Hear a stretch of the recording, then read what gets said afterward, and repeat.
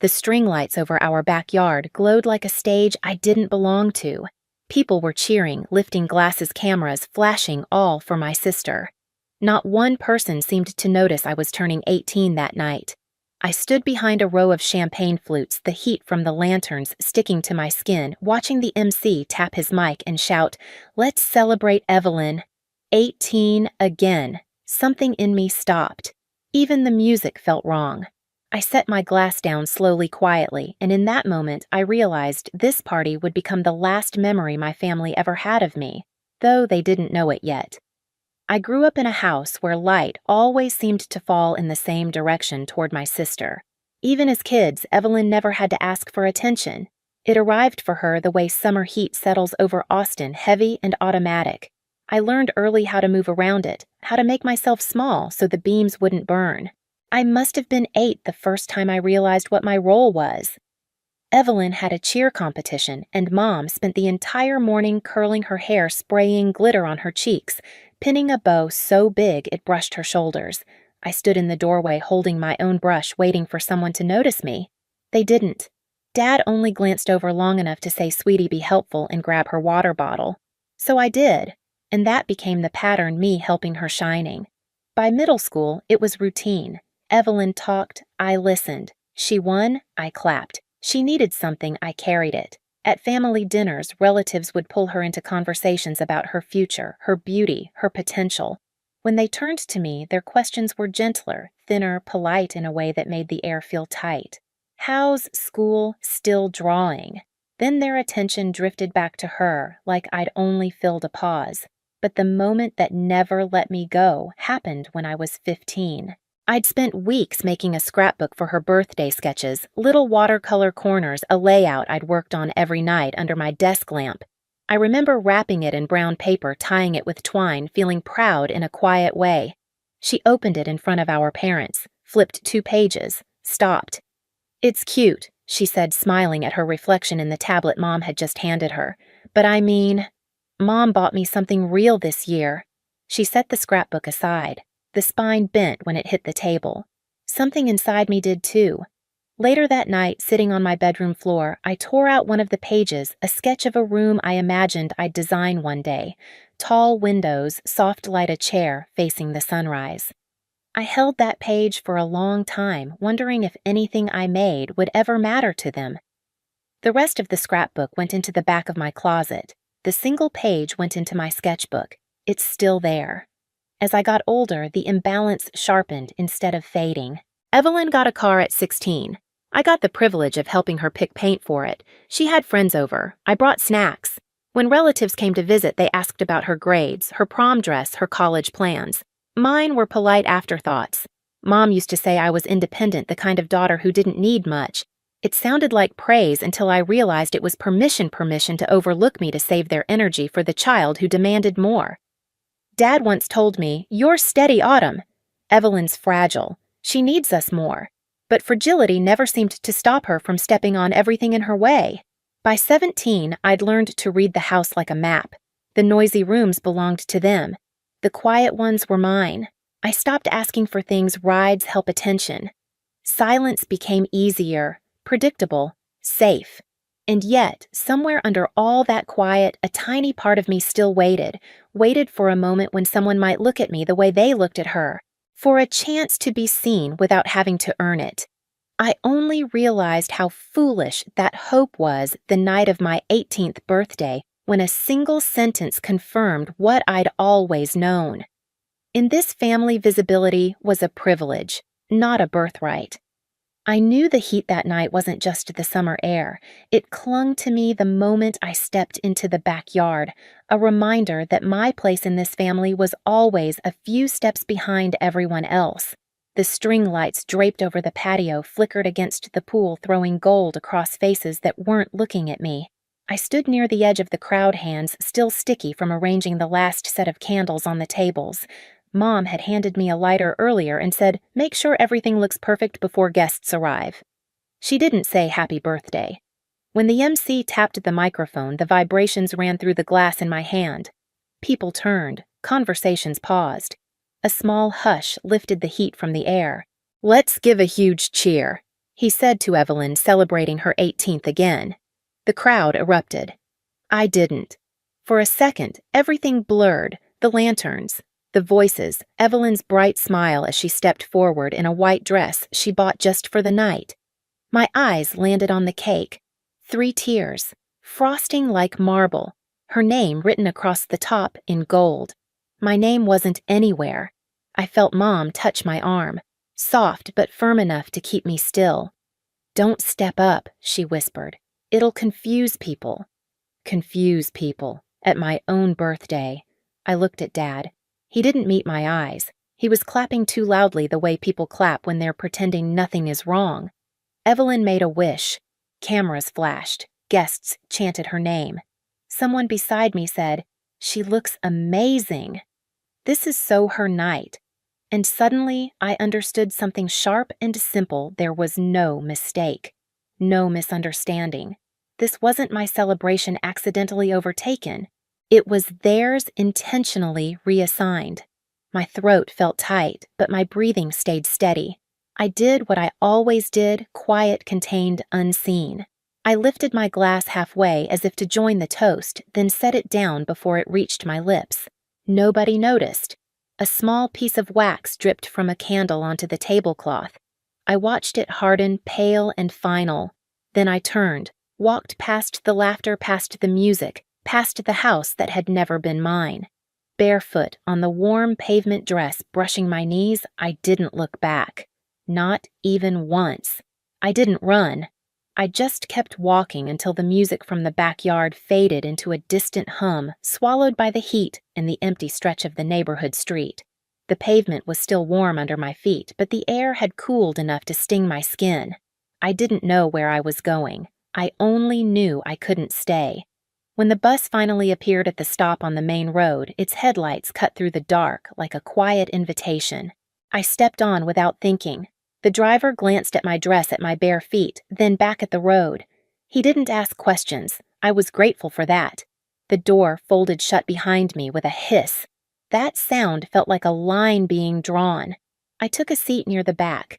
The engine rumbled low and steady, and for the first time all night, there was no one telling me to smile, to be quiet, to stand aside. Just the hum of wheels on asphalt, the flicker of streetlights against the windows, and the faint smell of old coffee lingering in the air. Somewhere between Austin and the next town, I reached into my purse and pulled out my sketchbook.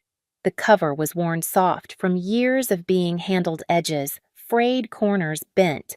My fingers brushed the page where the drawing had been torn years ago. The empty imprint of that missing sheet stared back at me. I flipped to a blank page and rested the pencil against it. A room began to take shape, tall windows, open light, a single chair turned toward the sunrise. I didn't know it yet, but that was the first draft of the life I was about to build. The bus carried me north through the night. Each hour felt like a quiet, shedding the weight of Dad's silence, the precision of Mom's control. Evelyn's shadow stretching across every room. By dawn, when the skyline of New York rose in the distance, something in me settled. Not peace, not hope, just resolve. Queens was the only place I could afford. A narrow room with peeling paint, a window facing a brick wall, and a radiator that clanked whenever it felt like waking up. I paid the deposit with the summer internship money I'd saved, $600 total. When the door closed behind me, the silence echoed. Not empty. Open. I set my sketchbook on the windowsill. The space felt small, but it felt mine. My days became a montage of survival. Opening shifts at a small cafe. Steam rising from milk pitchers. Wiping tables until my hands ached. Faint jazz playing through old speakers. And every night, classes on my laptop. Notes scribbled until the margins disappeared. Building digital models between the sounds of traffic and the thin walls around me. I didn't talk much. I didn't need to. People in the city barely looked at each other. That anonymity was a gift. One morning, while wiping down the counter, an older woman approached. She carried herself with the calm precision of someone who understood space the way others understand language. She pointed to a napkin on which I'd unconsciously sketched a corner of the cafe. "You drew this?" she asked. I nodded. She studied the lines for a long moment, then said, "You see the room. Most people only see objects." Her name was Marisol Hale. I would learn later she was known in certain circles for turning abandoned warehouses into homes with soul. That day, she simply handed me her card. "Come by the studio," she said. "I might have a space for you." It wasn't a promise. It was an opening. At her studio, a converted warehouse with brick walls and afternoon light pouring through skylights, Marisol looked through my sketches, each one spread across a long oak table. Her finger paused on the page with the imagined room, the one I'd drawn on the bus. "You build from absence," she murmured. I didn't ask what that meant. I understood. The internship she offered paid almost nothing, but it gave me access to the tools, the scraps of wood, the fabric samples, the empty rooms waiting to be redesigned. I swept floors labeled materials, learned how light behaves against stone, how texture can soften a wound you don't name aloud. My routine changed again. Studio by day, work by night, sketchbook always in my bag. I learned to listen to space, how it breathes when you shift a chair, how shadows can make a room honest. Marisol rarely praised me, but when she did, it was with sentences that felt like anchors. "You work like someone who's had to earn every inch. You understand quiet. You design with memory." I built furniture from reclaimed pieces, a table from old beams, a lamp from rusted copper, a chair that creaked like it remembered something. Every project became a way to rebuild myself in fragments.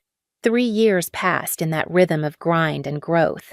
I worked until my fingers bruised, until my eyes blurred at 2 in the morning, until the girl who left Austin barefoot no longer felt like someone I knew. She was still inside me, but quieter, like an echo I had learned to respect instead of obey. Then one evening, Marisol placed a stack of files on my desk. "Clients asked for you by name," she said. Just that. No smile, no ceremony. But I felt the shift. The first breath of a life that wasn't borrowed or inherited, but built. That night in my tiny room with the brick wall window, I made a spreadsheet. Expenses, savings, supplies, projected costs, potential clients. A list titled "Steps to Independence." I typed, checked, filed, deleted, rearranged. No noise, just decisions settling into place. By morning, I had a plan, a real one. Autumn Atelier would be mine. My studio, my space, my name. The bus had carried me away. My work would carry me forward. This time, I wasn't running. I was building. This time, I wouldn't fix what they had broken. The morning my TED Talk went live, I didn't think anything would change. It had been a quiet event in a small auditorium filled with people who listened carefully and left without applause that echoed. I told a story without names, a girl whose 18th birthday had been taken from her, who walked out mid-party and chose silence as a boundary. 2 days later, my inbox cracked open. Messages, requests, articles, clips shared with captions like, "This is what healing looks like." The video passed 1 million views before I even processed the first wave. I didn't respond. I kept moving: studio mornings, sketch revisions, client calls, Luca handing me coffee that was always too sweet. Routine kept the noise at a distance. Then the interviews started. Magazines wanted to talk about the girl rebuilding herself. Design blogs asked about my process. Podcasts asked about resilience. I kept my answers short. I let silence frame the rest. The first tremor came from Texas. A text from my mother: "We saw the video. Evelyn is upset. Maybe you should check on her." No acknowledgement of the talk, no recognition of the work. Just the same gravitational pull toward Evelyn. I didn't answer. Later, my father wrote, "Congratulations on your success. But please understand, your sister feels targeted." Targeted by a story with no names. The familiarity stung more than the message itself. I set the phone aside and kept measuring a slab of reclaimed oak for a shelving project. The tape clicked cleanly against the edge. Nothing in my hands trembled. The next morning, Luca came running in with his tablet. "You need to see this." A gossip site had posted an interview with Evelyn. Her face filled the screen, composed, practiced. Headline: "Sister of viral designer says people don't know the real story." I didn't open it at first. The glow from the tablet reflected off the metal drafting ruler on my desk. When I finally read it, the words were predictable. She exaggerates for attention.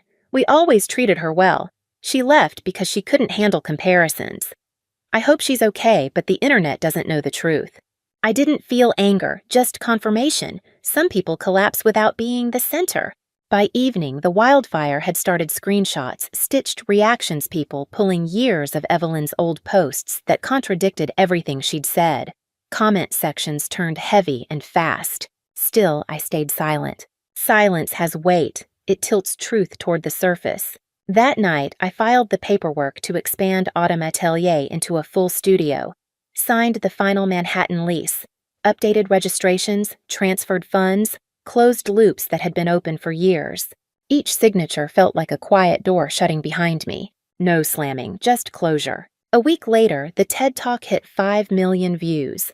A boutique hotel wanted me to design their lobby. A brand wanted a collaboration. Clients wrote that my work made their spaces feel like breathing again.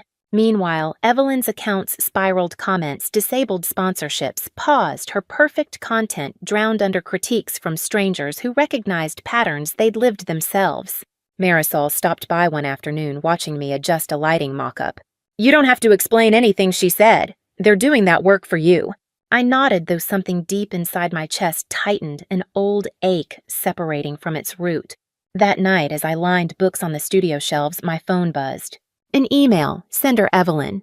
I hovered for a moment, then opened it. One sentence. I didn't know it would hurt this much to be unseen. The words sat on the screen like something fragile and unfinished. Not an apology, not responsibility. Just the first honest thing she'd said in years. I didn't reply. Some endings aren't meant to be softened. By week's end, Autumn Atelier opened its doors. Clients filtered in under the tall windows. Journalists took notes quietly. Light moved across the polished floor like something settling into place. I walked through the space, my space, with the steadiness of someone who rebuilt herself without approval. Justice didn't arrive loudly. It stitched itself through the system, through consequences, through silence. The reversal was complete. Balance restored. When the noise finally settled, it didn't feel like victory. It felt like air, clean, unclaimed, filling the corners of my loft. New York had a way of holding silence differently. Not heavy, not punishing, just present. Most nights, I stayed late at the studio, letting the dim pendant lights fall across unfinished models and stacks of reclaimed wood. The city outside pulsed in soft intervals, distant sirens, a gust of wind sweeping past the window, the low rumble of trains moving underground. All of it blending into a rhythm that didn't ask anything of me. I found myself gravitating toward the olive tree in the center of the loft. Its leaves brushed the skylight, now catching the last of the evening glow. 3 years ago, I could barely keep a plant alive in a dark room in Queens. Now, this one grew taller than my reach. Sometimes I'd sit on the floor with my back against the cool brick wall sketchbook open on my lap. The pencil moved softly lines, light corners of imagined rooms. No deadlines, no expectations, just space becoming shape. I thought about Austin less and less, not out of bitterness, but out of distance. The house that once felt like the entire world now existed like an outline, recognizable, but empty. Evelyn's email replayed in my mind once, then faded like background static. Unanswered. Not ignored, simply unnecessary.